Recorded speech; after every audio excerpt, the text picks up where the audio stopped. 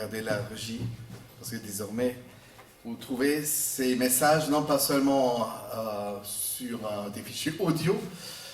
Maintenant, je suis sur YouTube et je peux vous dire que je reviens d'Allemagne, donc je dois vous saluer de ma famille, ma belle famille, qui est très fière de vous. Donc tout ce que je raconte que le meilleur. Vous voyez, il y a des choses à raconter. Quand même, voilà. Et ma soeur m'a découvert en YouTube. Elle a complètement flippé. Son grand frère est sur YouTube. Tu vois, c'est encore une semaine et je suis comme Bono. Ok. Donc. Tu pourras chanter comme lui alors. Je suis content de pouvoir chanter et jouer avec une équipe formidable. Et merci encore, Isa, pour ta façon de conduire la louange et tous ces musiciens. C'est un vrai plaisir. Lève-toi et marche. Vous pouvez rester assis pendant la prédication, mais c'est le thème. Lève-toi et marche. D'ailleurs, ça ne serait pas approprié, juste au début de la prédication, imaginez toute l'église se lève et s'en va. Le pasteur reste tout seul avec sa prédication. Pourquoi? Parce qu'il a dit, levez-vous et marchez. C'est comme cela. Nous poursuivons notre lecture dans le livre des Actes. Et nous sommes arrivés au 3e chapitre. Et nous sommes toujours dans la thématique et dans la question qui va nous occuper cette année, cette grande question, comment je peux mettre ma foi que je porte dans mon cœur en parole? Ou comment aider ma foi qui est à l'intérieur de mon cœur franchir mes lèvres? Comment dire ma foi? Donc aujourd'hui, nous sommes en chapitre 3, les versets 1 à 11, lève-toi et marche, ou comme sous-titre, on ne peut que donner de ce qu'on a. Ouais. Ah d'accord, donc corrigez-moi. Voilà. Donc, qui fera la lecture de 3 tableaux que j'ai, Actes chapitre 3, les versets 1 à 11. Il était 3 heures de l'après-midi, l'heure de la prière. Pierre et Jean montaient ensemble au temple. Or, on amenait un homme boiteux de naissance qu'on installait tous les jours à la porte du temple, appelé la Belle, pour qu'il demande l'aumône à ceux qui entraient dans le temple. Voyant Pierre et Jean sur le point d'y entrer, cet homme leur demanda l'aumône. Pierre, accompagné de Jean, fixa les yeux sur lui et lui dit « Regarde-nous ». Il les regardait attentivement, s'attendant à recevoir d'eux quelque chose. Alors Pierre lui dit « Je n'ai ni or ni argent, mais ce que j'ai, je te le donne. Au nom de Jésus-Christ de Nazareth, lève-toi et marche. » Puis il le prit par la main droite et le fit lever. Ses pieds et ses chevilles s'affermirent immédiatement. D'un bond, il fut debout et se mit à marcher.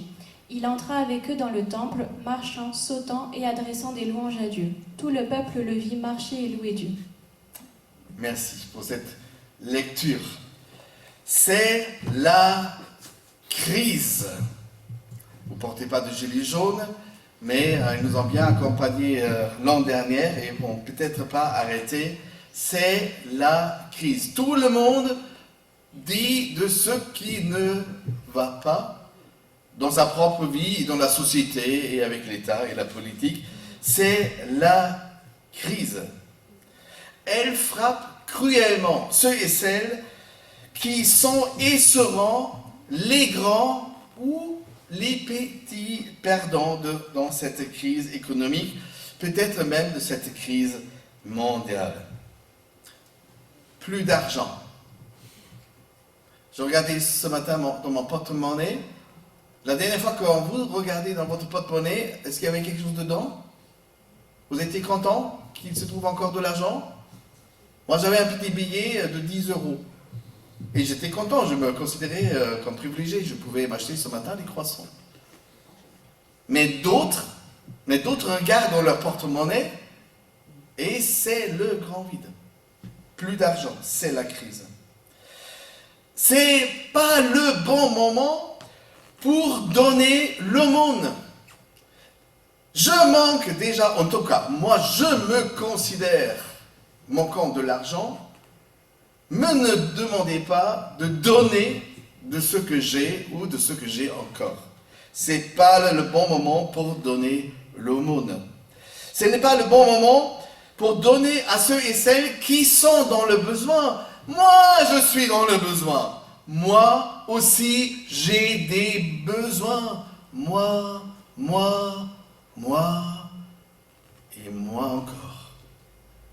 Moi aussi. Qui donne à moi?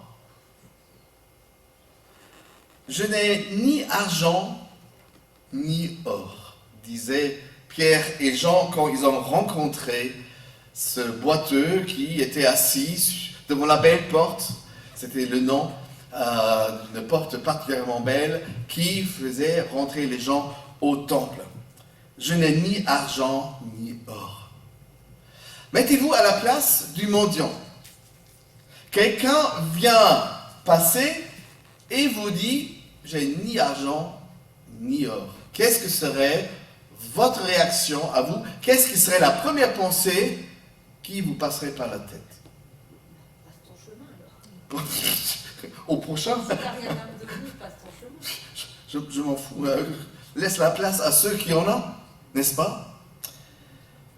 Tu dis peut-être, et là, les amis, je suis exactement comme Pierre et Jean. Nos porte-monnaies et notre compte en banque se ressemblent d'une manière étrange.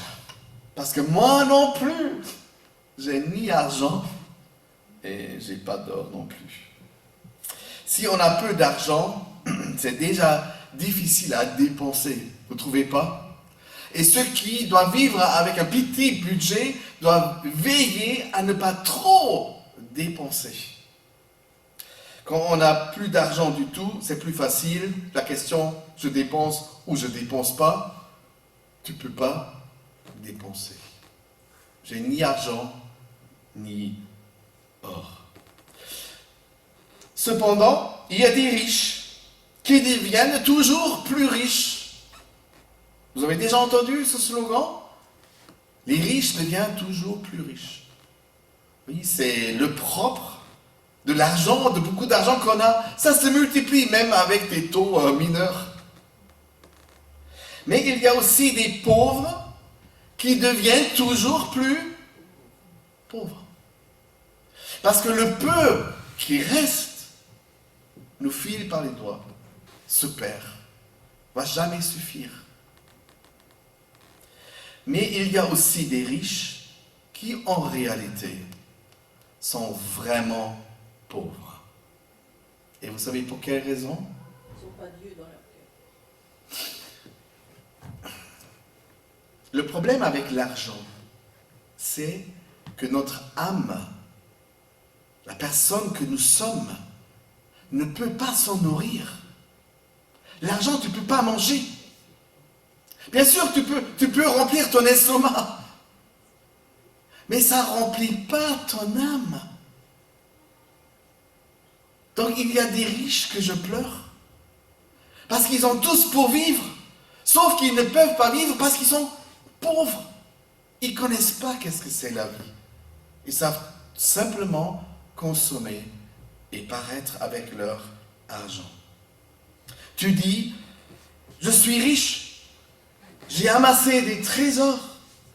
Je n'ai besoin de rien. Et Dieu poursuit. Et tu ne te rends pas compte que tu es plutôt misérable, pitoyable. Tu es pauvre, aveugle et nu. C'est la façon par laquelle Dieu nous regarde. Qu'on distingue notre vraie richesse ou notre vraie pauvreté. Ça ne se mesure pas sur un porte-monnaie rempli ou un compte en banque bien rempli. Il y a des pauvres, et j'en connais, qui sont en réalité riches. Ils sont tellement riches que moi j'en prends exemple pour ma propre vie. Des gens qui n'ont vraiment rien, et pourtant, ils gardent la foi. Des gens qui n'ont vraiment rien, qui vivent dans le besoin, et ne se plaignent pas constamment. C'est la crise qui me donne à moi. qui acceptent un passe dans leur vie où ils sont pauvres. Et ils arrivent à vivre parce que ça n'affecte pas ni la relation avec Dieu, ni la relation avec la foi qu'ils partagent avec d'autres personnes. Et dans notre Église, nous en avons des pauvres riches. Et je suis presque honoré, non, je suis vraiment honoré de vous connaître. On raconte que Thomas d'Aquin, l'un des principaux maîtres de la philosophie et de la théologie catholique au XIIIe siècle, il a rencontré une fois le pape Innocent II. Et lui, il était en train de compter de l'argent, beaucoup d'argent. Pour ça, je me suis permis de mettre là une machine à compter de l'argent. Le pape aurait dit à Thomas d'Aquin, regarde, on ne peut plus dire que l'Église n'a ni argent ni or. Regarde, l'Église est riche.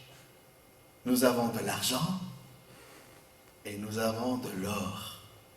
À quoi Thomas d'Aquin aurait répondu, c'est vrai, mais nous ne pouvons plus n'en dire, lève-toi et marche. La vraie richesse n'est pas ce que tu peux compter en matière d'argent ou de finances. La vraie richesse que nous vivons, c'est la capacité qui nous habite de faire des miracles, de vivre par la foi et de croire que Dieu peut agir encore aujourd'hui, pauvre que je suis, moyennement riche que je suis. Mais que la richesse se mesure par rapport à cette puissance de Dieu qui habite notre vie. C'est vrai, nous avons beaucoup d'argent et beaucoup d'or. Par contre, nous ne pouvons plus dire, dit Thomas Aquin au pape Innocent II, lève-toi et marche. On a remplacé notre foi, notre vraie richesse, contre de l'argent. Et voilà, nous sommes devenus pauvres. Le mendiant boiteux assis devant une de ces portes du temple appelée la Belle attend que les gens viennent et par pitié, cherche quelques pièces en forme d'aumône pour le donner aux pauvres. C'est un don charitable auquel les Juifs, d'ailleurs les musulmans aussi, et je dirais aussi les chrétiens, sont appelés à faire des dons charitables aux pauvres. Vous connaissez la question qui vous est posée peut-être par des mendiants que vous trouvez dans la zone piétonne à Douai, sur la place d'Armes, devant les supermarchés. Auriez-vous une pièce d'argent? Auriez-vous une pièce d'argent? Ça, c'est la phrase, je ne sais pas combien de fois répétée, des mendiants. Auriez-vous de l'argent pour moi? Pour ce mendiant, c'est un jour comme tous les jours avant. Auriez-vous une pièce, s'il vous plaît? Regardez-moi, j'ai besoin. Et peut-être tu racontes encore une histoire à pleurer pour éveiller la pitié des gens afin qu'ils te donnent. Tous les jours assis à la même place. Une place peut-être durement conquise contre d'autres mendiants. Parce que vous savez, il y a des places qui sont meilleures et d'autres ne le sont pas. Dans certains passages, tu ramasses plus d'argent que dans d'autres. Et croyez-moi, la concurrence entre les mendiants est cruelle et violente. Tous les jours se ressemblent donc désespérément. Collecter quelques pièces d'argent pour manger, pour vivre, Point. C'est ça ma vie. C'est ça ma vie. De l'argent, de l'argent, de l'argent. Ils sont orientés,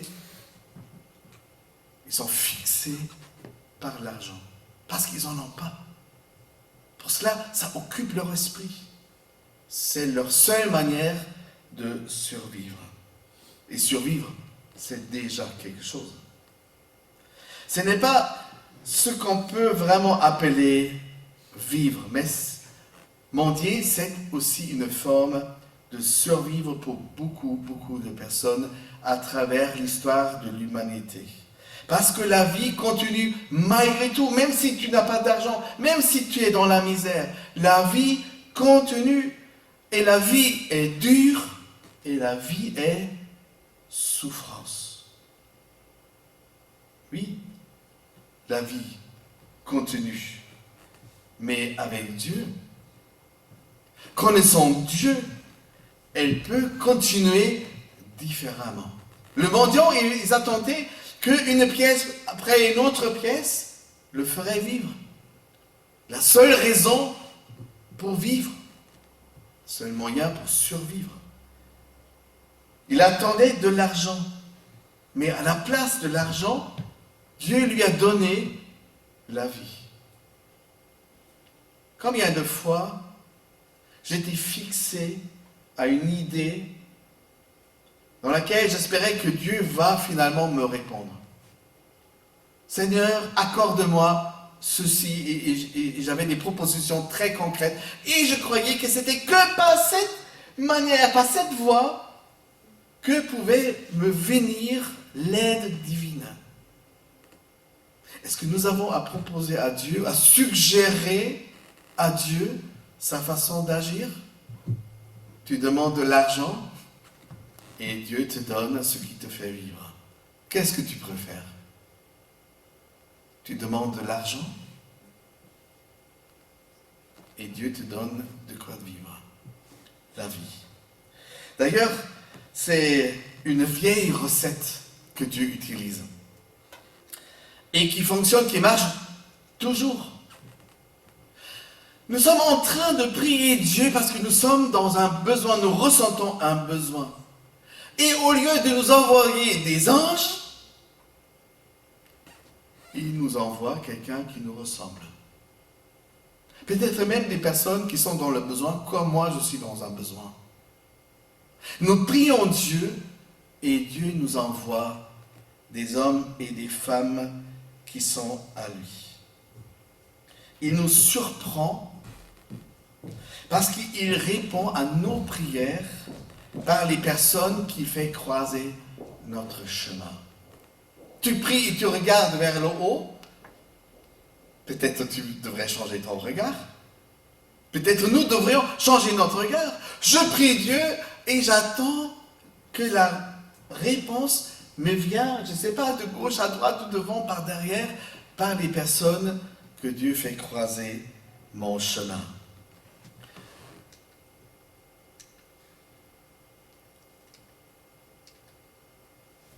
Pierre et Jean montaient au temple pour aller prier.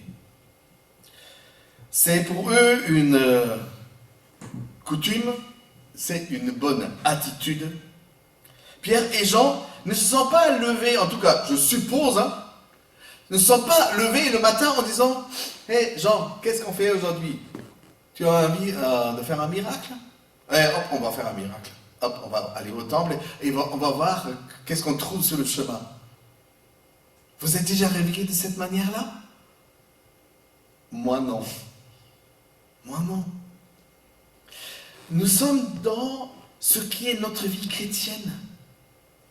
Nous faisons ce que sont nos habitudes chrétiennes.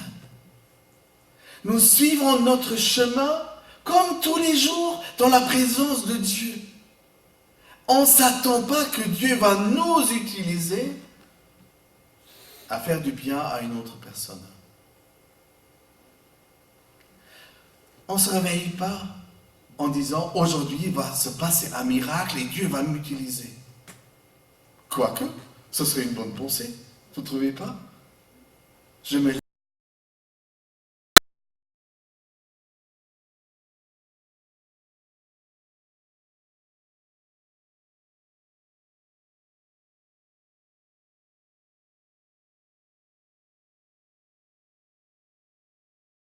Je serai prêt, je suis prête. Seigneur, utilise-moi. C'est peut-être une manière de regarder notre journée et le chemin que nous parcourons d'une autre manière. Parce qu'on devient des guetteurs. Seigneur, qu'est-ce que tu voudrais faire aujourd'hui, autour de moi, dans le périmètre qui est le mien?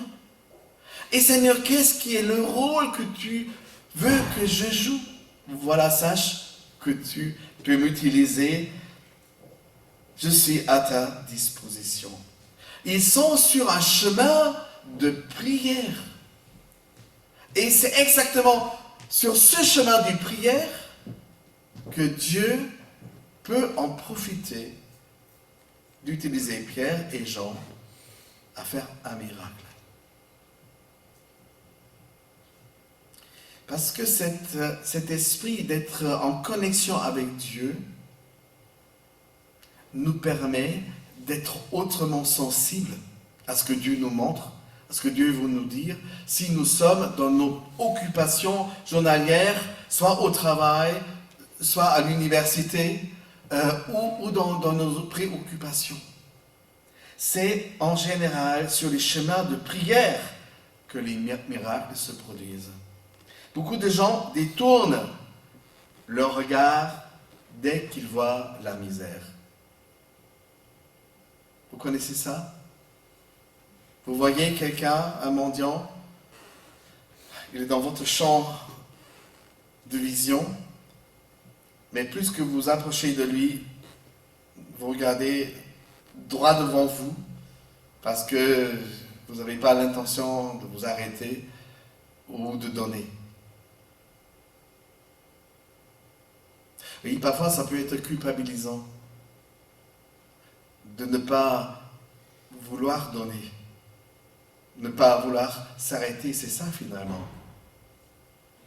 Nous croyons que notre chemin doit continuer et que les personnes que Dieu place sur notre chemin, ils doivent attendre à un autre moment. Je suis occupé, j'ai un but, j'ai un rendez-vous, je dois respecter l'heure, ou je ne sais pas qu'est-ce qui pouvait être nos raisons. Mais il y a aussi une autre raison, c'est, je ne sais pas comment vous vous sentez, mais moi je connais ce sentiment. Combien de fois je me sens impuissant par rapport à la misère? Qu'est-ce que je peux apporter? Et qu'est-ce que ça change, le peu? Qu'est-ce que ça change? Donc ça peut être aussi une raison pour laquelle on détourne notre regard pour ne pas voir les gens dans leur misère. Qu'est-ce que je pourrais faire, moi, pour que la vie d'une pauvre personne ou d'une personne pauvre puisse changer pour de bon? C'est que le prolongement de la misère. Mais c'est déjà une forme de survie, les amis. Certains détournent le regard de la misère parce qu'ils sont devenus méfiants par rapport à ceux qui sont des mendiants ou qui demandent « donnez-moi une pièce d'argent ». Parce que c'est aussi devenu un mode de vie, une façon de gagner de l'argent. Et pas simplement peu d'argent, mais on peut bien gagner de l'argent, tout dépend où on est placé. Placé assis à la belle porte, ça rapporte plus que si tu es dans une autre rue à Jérusalem. Mais au lieu de détourner le regard du mendiant, Pierre et Jean le fixent par leur regard. Imagine, quelqu'un vient vers toi et te fixe et te lâche pas. Il te regarde droit dans les yeux. Qu'est-ce que tu pensais, toi? Si quelqu'un vient vers toi, il te fixe un regard, comme moi et Samir là, et Samir va certainement dire, mais qu'est-ce qu'il me veut? N'est-ce pas? Il bouge la tête, voilà. Ouais. Dans ce moment, et d'après vous, qui guidait les regards de Pierre et de Jean? Comment ça se fait que nous voyons telle et telle situation, ou des personnes dans leur situation. Moi, je voudrais croire que Dieu inspire nos yeux et inspire nos pensées. Et peut nous fixer dans une situation où il voudrait m'utiliser. Peut-être je ne sais pas encore comment, mais ce n'est pas mon souci. C'est lui qui m'envoie. C'est lui qui m'envoie. Ce que j'ai, je te le donne. Sachez que nous ne pouvons que donner de ce que nous avons reçu nous-mêmes. Vous connaissez la raison et la cause? C'est parce qu'on n'a rien d'autre. On ne peut donner aux autres de ce que nous avons nous-mêmes préalablement reçu. Donc je te pose la question. Est-ce que tu as reçu des bonnes choses de la part de Dieu? Qu'est-ce que sont les choses que Dieu t'a confiées? Que Dieu a partagées avec toi? Je crois que c'est l'Esprit de Dieu qui nous inspire à la fois le regard et l'idée de comment réagir face à des personnes dont il nous fait croiser le chemin. Nous sommes dans une société de communication. Ça se parle toujours. Quand je pense tout simplement à notre groupe de WhatsApp, ça cause. Ça fait ping, ping, ping, ping, ping. Je t'aime, moi aussi je t'aime, je prie aussi pour toi. Ce qui est génial. Je trouve ça c'est génial, c'est affectueux. Mais si on regarde autour de nous, avec des personnes qui ne font pas partie de notre premier cercle, est-ce que ça se parle aussi gentiment? Notre monde a besoin des paroles bienfaisantes. Notre monde qui est tellement pauvre, et non pas seulement en matière financière, matérielle, mais elle est pauvre parce que une parole bienfaisante ne se fait pas entendre. À qui Dieu a donné, à qui Dieu a confié ces paroles bienfaisantes, si ce n'est pas à nous? Non? Dieu nous parle déjà d'une manière bienfaisante, mais faisons pareil. Soyons tout simplement le reflet de ce que Dieu nous a donné. Tu dis, mais je ne sais pas ce que je pourrais faire en plus. Mais tu ne te demandes pas, on ajoute quelque chose. Donne tout simplement ce que je t'inspire. Partage ce que tu as toi-même reçu. Et voilà, pour ce mendiant devant la belle porte du temple, il y a un regard rempli de compassion et une bouche qui s'ouvre et lui dit des mots, des paroles bienfaisantes. Ils ont reçu de Dieu Jean et Pierre, et leur réaction c'est « je vais spontanément le partager ». Ce que nous avons reçu de la part de Dieu pour notre propre vie, c'est pas pour garder. C'est comme un dépôt. Partageons-le. Cela est uniquement en transit dans notre vie. Dieu t'a déjà donné suffisamment pour être comblé après même que tu aies partagé. Ce que Dieu nous donne est en transit pour que nous puissions toucher à la place de Dieu, en tant qu'ambassadeur de Dieu, en tant que porte-parole de Dieu, en tant que diacre de Dieu, ce que nous avons nous-mêmes reçu. Pierre et Jean ont eu leurs yeux fixés sur lui. Le contact visuel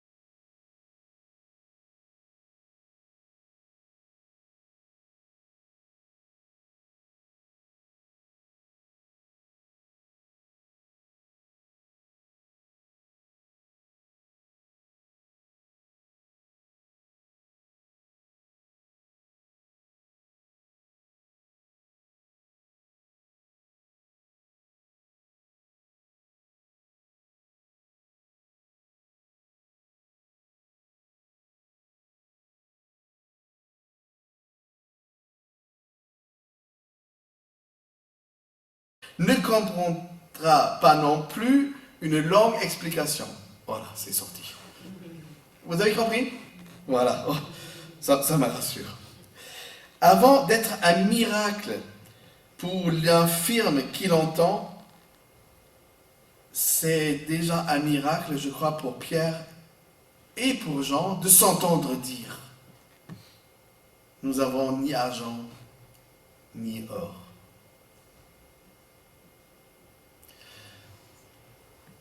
Parfois, je me mets dans la peau des personnages que je rencontre dans le texte. Je ne sais pas comment vous lisez la Bible, mais je veux m'imaginer qu'est-ce qui pourrait être le vécu de ces gens-là. Parce que là, il ne parle que d'un constat. Nous n'avons ni argent, ni or. Jusqu'à là, ça va. C'est un constat. Et puis intervient l'intention. Mais ce que nous avons, nous te le donnerons. Et ce que nous avons, c'est la foi que Dieu puisse changer ta vie. Et avec foi en Jésus, nous te disons: lève-toi et marche. Et je me demande quel était leur sentiment, surtout sur la dernière partie de ce qu'ils ont dit. Lève-toi et marche. Parce qu'à ce moment-là, nous sommes tous en attente. Est-ce que ces paroles vont se réaliser? Est-ce que notre foi va produire l'effet qu'on vient juste d'annoncer? Okay. On se lance toujours avec notre foi et notre témoignage, avec risque, parce qu'on ne maîtrise pas tout. Mais Dieu ne demande pas: rassure-toi que tu maîtrises tout d'avance avant que tu te lances. Non, lance-toi, c'est moi qui va assurer par la suite, parce que tu vas parler en mon nom. Dieu nous donne beaucoup de bonnes choses. C'est donné pour être partagé. Retenez cela. Dieu nous a donné de bonnes choses. C'est donné pour être partagé. Dieu nous a donné à nous la bonne habitude et la puissance de la prière. Dieu nous a donné les yeux pleins de compassion. Dieu nous a donné, il a mis dans notre bouche des paroles de bienveillance. Donc, nous attendons aussi qu'avec notre foi en Dieu, nous croyons que des miracles deviennent possibles. Et moi, je voudrais être acteur des miracles de Dieu. Aujourd'hui encore, Jésus veut agir à travers de chacun de vous, de nous tous, pour continuer la mission qu'il nous a confiée. Et voilà la mission qui est la nôtre. Prêcher, avec Z à la fin. Prêcher, impératif, encouragement, exhortation. Prêcher la bonne nouvelle du royaume de Dieu. Guérissez ceux qui ont le cœur brisé. Proclamez à ceux qui sont captifs la délivrance.